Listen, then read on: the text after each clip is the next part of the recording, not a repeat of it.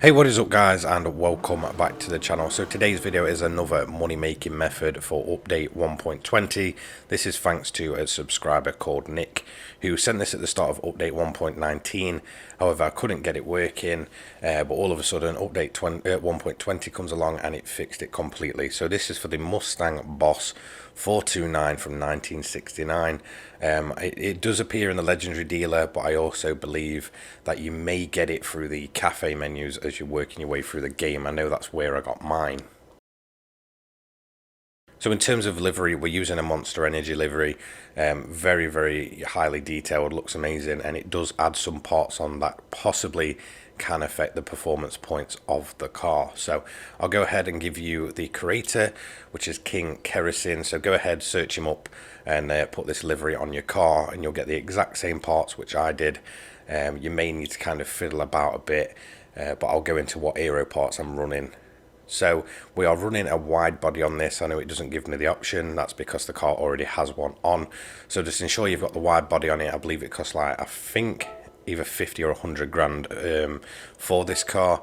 In terms of wheels, this one came with a livery. So we're actually going to be running the Rays Volk Racing TE37Vs. Obviously they look really different in that kind of form on the car. They are kind of, you know, made bigger, so just ensure you've got those on, but if you've got the livery they will be the same. We've got Type B front aero. This will just basically give you a higher, you know, customization to the aero at the front, and then again at the rear we've got Type A. We're also running rear wing Type A. Again, it'll just allow you to get a bit more aero when it comes to tuning. So in terms of parts from the sports category, this is what you want to run. So we're going to go down here and we're going to go and get the weight reduction stage 1. Now you can see just at the bottom there, I'll just go over to it. So sports hards are on the car from standard. You won't be running these. They're just, you know, they're there because obviously they're on the car as standard, so ignore that. You also, from club sports, you want bore up, high lift camshaft and weight reduction stage 2. From semi-racing, you want racing crankshaft, fully customizable computer, and then you want the fully customizable LSD, and then right there at the bottom you want weight reduction stage 3. So from the racing category, you're going to want engine balance tuning, polished ports, supercharger high-end torque, racing intercooler, racing air filter, racing silencer, racing exhaust manifold, racing brake pads, racing brake disc slotted, brake balance controller, fully customizable suspension, racing clutch and flywheel, fully customizable racing transmission, and racing hard tyres. Ignore the racing softs, you do not need them. From the extreme, you obviously want intermediate tyres and racing heavy wets. They are a must for when the rain comes.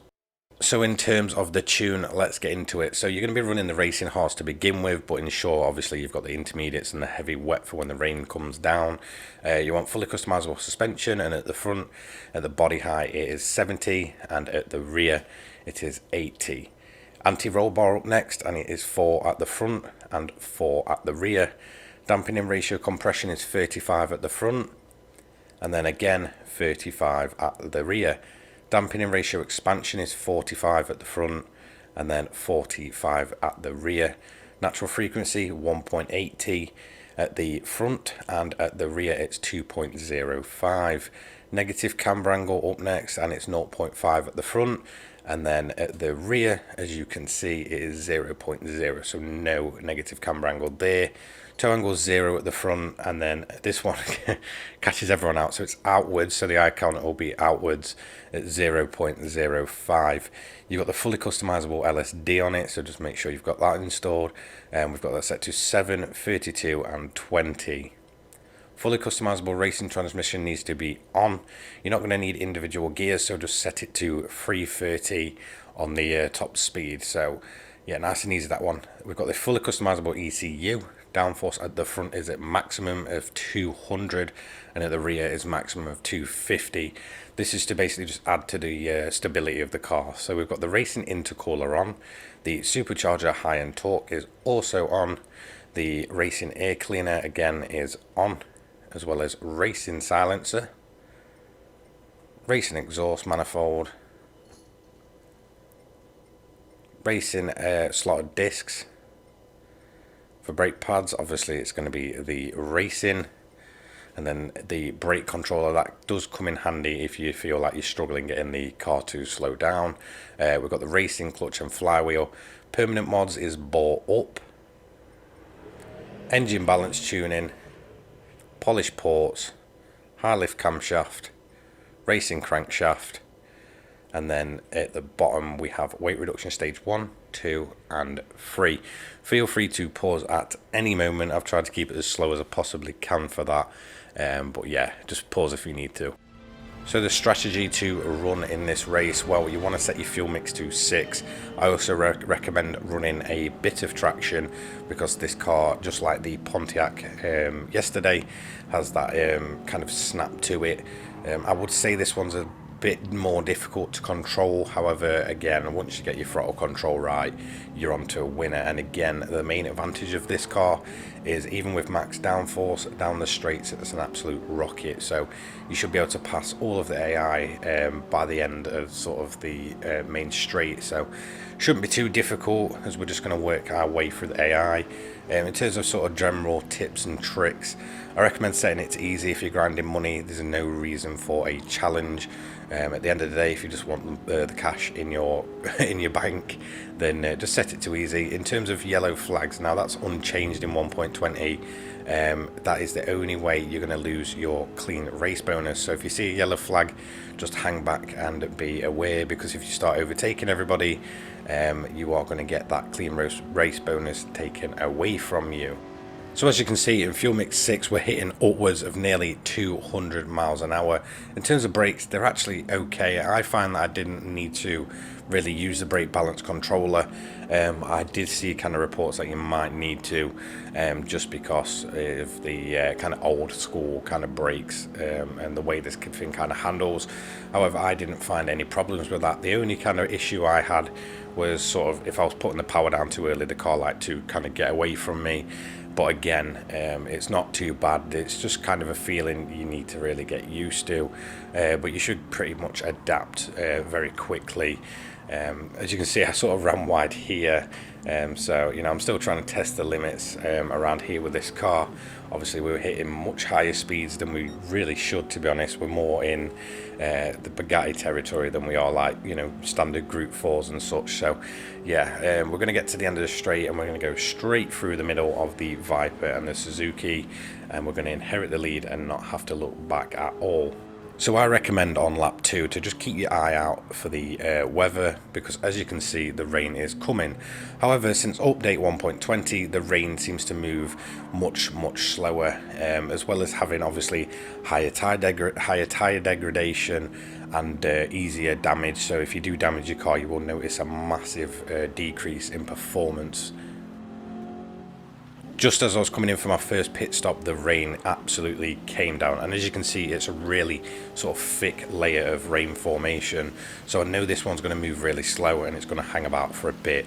So at this point, I made the call that, yep, I've kind of got to go on full wets, and it was a pretty good choice. The track will, you know, seem to dry out pretty quick. Within a couple of laps, you'll be down to either inters or dry. So I'm going to jump onto the wets for this pit stop. We're obviously going to go and fill the car to full. So in terms of sort of fuel economy for this car, you are looking at 2 lap stints. It's the same with pretty much all road cars, including the Bugatti, the Pontiac I reviewed yesterday, and I would say the Porsche, but I was able to kind of just almost get 3 laps. So yeah, I mean, most road cars are around about 2 lap stints, even at fuel mix 6. If you was running the maximum output, you'd be going very fast, but you'd probably get around about 1 lap, and then that'd be you over and done with. So just make sure you get the tyres changed. If it is raining, you are pretty much guaranteed a win at this point, because the AI seem to go really slow and really struggle. So this will actually allow you to do a stop and wait, in terms of sort of the race end. So when it does rain though in this car, I recommend adding a bit more traction. This is because this car is very, very slidey, even in its kind of normal way. So you just add the traction on. They've also changed how heat gets into the tyres, so you'll notice when you're on the full wets, they're really, long to get up to grip. So we've done our extra 2 laps. The wets have lasted long, however we're more in intermediate territory. So we're going to go in and we're going to take our final pit stop of the race. This is because we're not going to have to do the extra lap thanks to the rain that we saw earlier. So I was really just ooming and ahhing on what, compound to go on. Do I go on hards? Do I go on inters? Now, I know the track is going to dry out very quickly.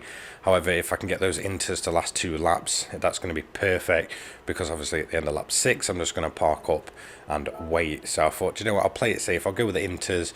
It's going to probably be wet for another lap or so, and then it'll probably dry out really quickly, and the tyre wear will, really pick up. I mean, running inters on dry track is just the absolute worst thing to do.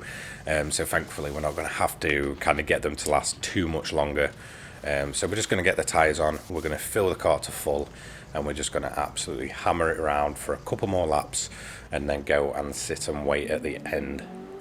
So with the track drying out, you can actually lower your traction now at this point. It won't be kind of too bad when it's kind of this wet. It's mainly just damp. The rain's not really coming down anymore. So I've got the inters on, so I can just sort of lower the traction. Obviously the weather has moved away, so I've kept the car at fuel mix 6, and as you can see, this is lap 6 where the track is pretty much dried out. So you're going to see those inters pretty much drop off and wear away. So yeah, it's all about kind of just crawling across and hoping that you've got enough of a lead on the AI to sit and wait and basically save yourself another lap. So it should be all good come the end, and it was, thankfully. So we're basically just going to come around the last few corners. We've got about a nearly 2-minute gap over the AI. We've got less than that left remaining, so all we're going to do is go and find the last grid spot and basically sit and wait. So as of update 20, even with the bit of an AI buff, you will find that you can still sit and wait at the front of the grid if you've got a strong enough lead. So after we've sat and waited for a couple of minutes, we are basically just going to power ourselves over when the clock ticks down, and that is going to be pretty much dot on 30 minutes for the full amount of money. Super easy and super simple money method. Easy to kind of get to grips with, so no real challenge, apart from maybe the car might be a little bit slidey, but you'll quite easily get used to that. So we've done it in just over 30 minutes. For some reason, Le Mans doesn't count your opening lap, so according to this, the fastest lap of the race was like 4 minutes 55.491, which is pretty much slower than one of my pit stops, I believe. So yeah, pretty crazy. So it's 825k in around about 30 minutes, so that I will do quite nicely, thank you. So again, a massive shout out to Nick for sending this method over. Sorry I couldn't get it working around about a month ago, but I have managed to magically get it working somehow with update 1.20, and it still works absolutely fine. So I really enjoyed this one. It's an absolute rocket in a straight line, so I'm really surprised at just the performance this thing gives as you're hitting those straights up, and that is the main thing for Le Mans.